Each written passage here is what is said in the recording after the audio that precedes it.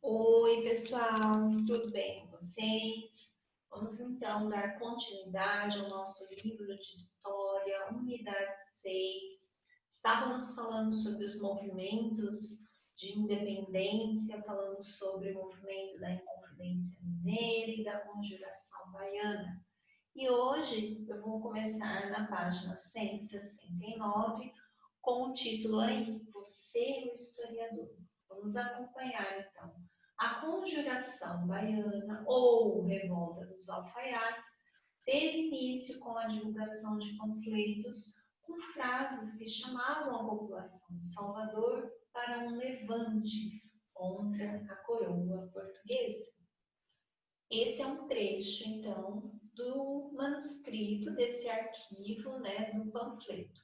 Animai-vos, povo baianense, que está para chegar o tempo feliz da nossa liberdade, o tempo em que todos seremos irmãos, o tempo em que todos seremos iguais. Salvador, 12 de agosto de 1798. Está perguntando para que vocês cite ou escreva um objetivo, somente um objetivo da conjuração baiana, que nós podemos então relacionar com esse trecho aí, o tempo em que todos seremos iguais. Então, a gente pode estar relacionando de acordo com o objetivo que eles tinham. Qual era o objetivo? Fazer com que o Brasil fosse liberto de Portugal. Então, eles gostariam que ocorresse a proclamação da República, né? Queriam que ocorresse a conjuração baiana, não a Inconfidência. A conjuração baiana estava a favor da abolição da escravidão e também a favor da liberdade do comércio, ou seja, a capitania, né, os comerciantes teriam a autonomia de fazer as suas compras, né, de uma maneira em que eles colocassem os preços de uma maneira mais justa, né? Então, tem vários, que são esses que eu estou colocando aí para vocês. Mas vocês vão escolher somente um, tá?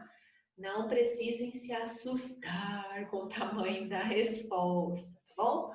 Porque vocês vão escolher somente um. Então, tem lá a proclamação da República na qual os baianos participariam de um governo democrático. Ponto e vírgula. Esse é um, tá?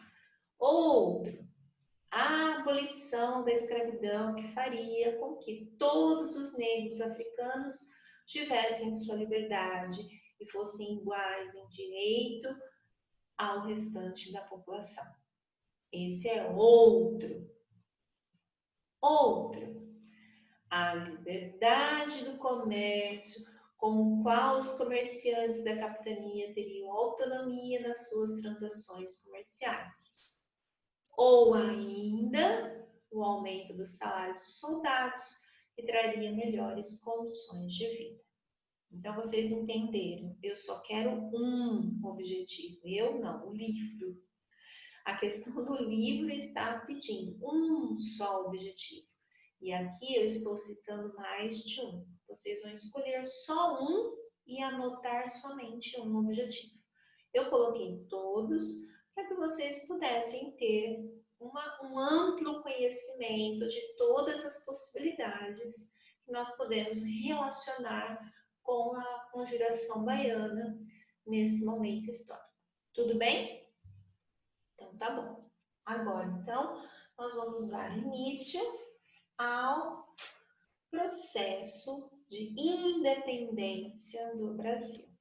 Então, na próxima página, na página 170, a gente tem que a independência do Brasil, ela, todo mundo sabe que ela ocorreu em 7 de setembro de 1822.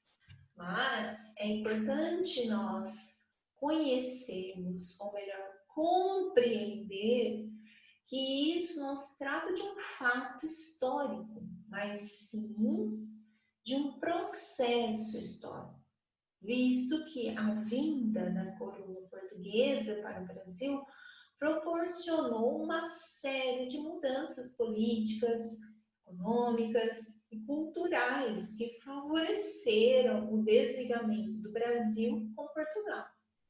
E uma das primeiras medidas de impacto foi a abertura dos portos, ou seja, isso fez com que ocorresse a quebra do monopólio comercial com a metrópole, que não permitia de maneira alguma que o comércio entre o Brasil e qualquer outra nação fosse realizado. Então, essa medida favoreceu a elite brasileira, que passou a ter mais poder e liberdade econômica.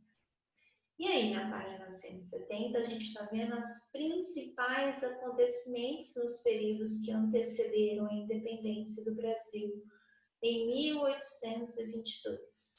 Com ela, esta que eu acabei de dizer a vocês, de 1808 a 1815, a abertura dos portos brasileiros às nações amigas e a instalação da corte portuguesa na cidade do Rio de Janeiro, que fez do Brasil sede do governo português. Houve também a criação de várias instituições importantes naquela época, como é o caso do Banco do Brasil, a Biblioteca Real, a Imprensa Régia, o Real Horto e as principais instituições de ensino superior. Já a partir de 1815 a 1822, o Brasil foi elevado à parte integrante do Reino Unido de Portugal, o que significou que o Brasil deixou de ser colônia. Já as capitanias do Brasil passaram a ser chamadas de províncias. E esse período também marca o início das tensões entre portugueses que desejavam reaver o controle sobre o Brasil e os brasileiros que não queriam perder a sua liberdade econômica. Então, em 1821, os portugueses começaram a exigir o retorno da família real a Portugal. A intenção era reestabelecer o controle sobre o Brasil, Mas Dom João VI atendeu às reivindicações dos portugueses.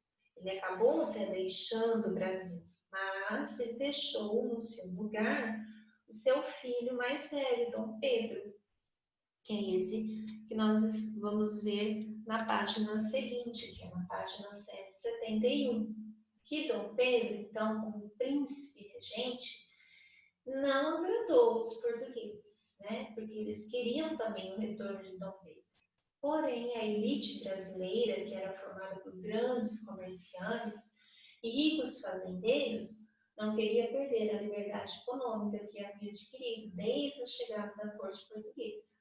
Iniciou-se, então, uma campanha para que Dom Pedro permanecesse no Brasil.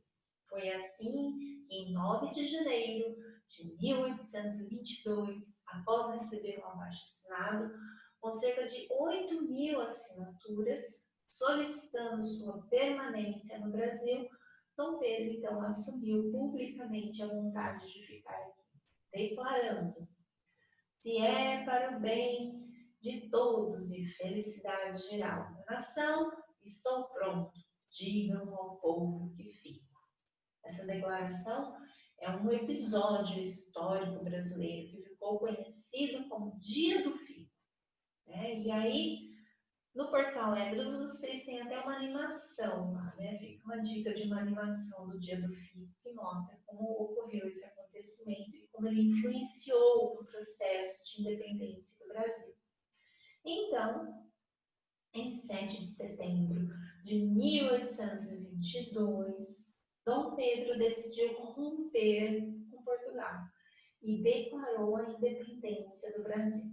Esse fato aconteceu, então, às margens do Riacho do Ipiranga, em São Paulo, local onde Dom Pedro teria dito a famosa frase: brasileiros, de hoje em diante, nosso lema será independência ou morte. Assim, aos 24 anos de idade, ele foi coroado o primeiro imperador do Brasil, com o título de Dom Pedro I, e o Brasil passou a se chamar Império do Brasil.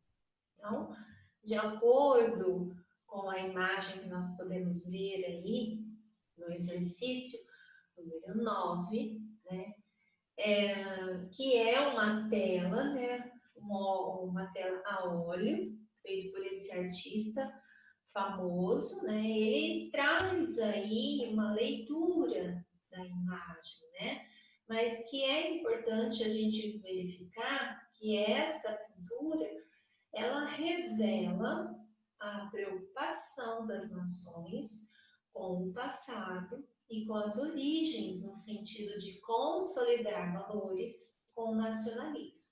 Então, essa arte ela está estritamente ligada à política. Então, essas cenas retratadas aí, né, normalmente demonstram cenas de heroísmo, né, de personagens históricos fazendo algo historicamente importante, mas muitos historiadores comentam que não foi assim exatamente como está sendo retratado aí, tá? Então, lá na letra A, está perguntando como Dom Pedro foi retratado nessa obra, tá? É uma resposta pessoal, vocês podem estar colocando individualmente a sua resposta, mas fica aqui também uma sugestão para que vocês possam verificar que Dom Pedro ele foi retratado no centro da cena, ele está montado em seu cavalo, quando pede então para dizer, retratar, né, como ele está, é para a gente descrever, né, supostamente, a cena que está sendo demonstrada para a gente. Então, a forma como ela foi retratada representa o ato do grito da independência do Brasil. Tudo bem? Na letra B, e as pessoas que estão ao seu redor? Quem elas representam? Como estão reagindo a esse acontecimento, né? Então, a gente percebe que as pessoas que estão ao redor aí é o povo que está demonstrando que estão felizes, que eles estão comemorando esse momento histórico que é a independência do Brasil. Ok? Na próxima página tem lá o Você Sabia, onde está dizendo sobre as pinturas históricas. Uma delas é essa que nós acabamos então de analisar, que retratam acontecimentos ou fatos históricos. Elas são representações nas quais os artistas que as produziram imaginam como esses acontecimentos teriam ocorrido. Imaginam, tá? Além disso, a maioria delas é feita em telas de grandes dimensões e sob encomenda de alguma instituição, museus e governos. Para saber mais sobre essas pinturas históricas, vocês podem acessar o portal Edros, fazer uma leitura virtual da obra da Independência ou Morte de Pedro Américo, realizada em 1888 e que faz parte do acesso do Museu do Ipiranga, em São Paulo. Essa obra ela foi feita 66 anos após a independência do Brasil. Então, é importante que a gente considere que uma das principais obras que foi representada aí com esse objetivo, né, estritamente político, tá? Que envolve apenas essa questão de valores com o nacionalismo. Continuando, nós temos o exercício 10, onde a gente tem aí as frases para que a gente possa completar com as palavras que estão aí no quadro. Então, a alternativa A, Dom João VI retornou a Portugal para assumir o trono e deixou no Brasil seu filho, Dom Dom Pedro, como príncipe regente. Na letra B, a corte portuguesa desejava que Dom Pedro voltasse a Portugal, porque ele queria que o Brasil voltasse a ser colônia de Portugal. E no dia 9 de janeiro de 1822, é conhecido então como o Dia do Fico. Já em 7 de setembro de 1822, Dom Pedro proclamou a independência do Brasil. E aos 24 anos de idade, então, Dom Pedro foi coroado o primeiro imperador do Brasil, com o título de Dom Pedro I. Muito bem, então, pessoal. Hoje nós vamos parar por aqui. Falamos, então, sobre o processo de independência do Brasil, conhecendo os principais acontecimentos nos períodos que nós acabamos de estudar. Qualquer dúvida, estou à disposição, pessoal. Um beijão. Tchau, pessoal. Até nossa próxima aula.